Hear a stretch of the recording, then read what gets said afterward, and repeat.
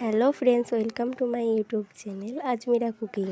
কেমন আছো তোমরা সবাই? আশা করি অনেক ভালো আছো। তো আজকে আমি তোমাদের সঙ্গে শেয়ার করছি মাটন বিরিয়ানি রেসিপি। তো বিরিয়ানি খেতে তোমরা কে কে পছন্দ করো অবশ্যই কমেন্টে জানাবে। তো মাটন বিরিয়ানি বানানোর জন্য প্রথমে আমি মাংসটাকে ভালোভাবে হলুদ গুঁড়ো, লঙ্কা গুঁড়ো, টক দই, লবণ, দারচিনি, গোলমরিচ, এলাচ দিয়ে ম্যাগনেট করে নিয়েছি এবং আধ ঘন্টার জন্য রেখে দিয়েছি। এখন আমি আলুটাকে কেটে নিয়েছি গোল গোল করে। তারপরে আলুটা এখন আমি লবণ পানি দিয়ে সেদ্ধ করে নেব। তো সেদ্ধ করার পর আলুটা আমি সাদা তেলে ভেজে নেব।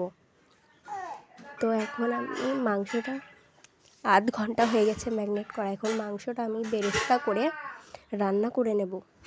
তো মাংসটা রান্না হয়ে গেলে ভাত বসিয়ে দেব।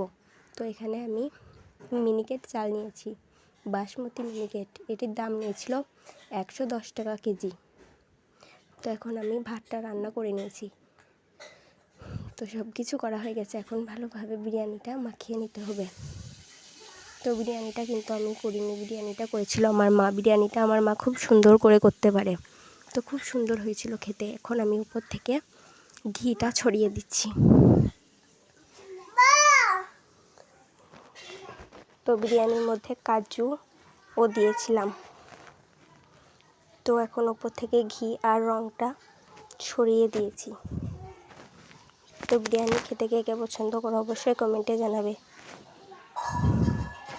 তো দেখো এখন আমরা খেতে বসে পড়েছি। তো দেখো এখানে এই প্লেটটা হচ্ছে আমার হাজব্যান্ডের প্লেট, আর একটা আমার বোনের। তো দেখো এখানে স্যালাড আর দইও দিয়ে দিয়েছে। আর 7 আপটা ভাত খাওয়ার পর ছিল, তাই সেটা তোমাদেরকে দেখাতে পারিনি। তো দেখো এখন আমি বিরিয়ানির আলুটা কেমন সেদ্ধ হয়েছে সেটাই তোমাদের সঙ্গে ভেঙে দেখাচ্ছি। তো দেখো বিরিয়ানির আলুটা খুব সুন্দরভাবে সেদ্ধ হয়েছিল। তো বিরিয়ানিটা কেমন হয়েছে অবশ্যই তোমরা কমেন্টে জানাবে। তো আমাদের বিরিয়ানিটা খুব সুন্দর লেগেছিল। তো বিরিয়ানির সঙ্গে স্যালাড আর দই আর 7 আপ না থাকলে কিন্তু বিরিয়ানিটা জমে না।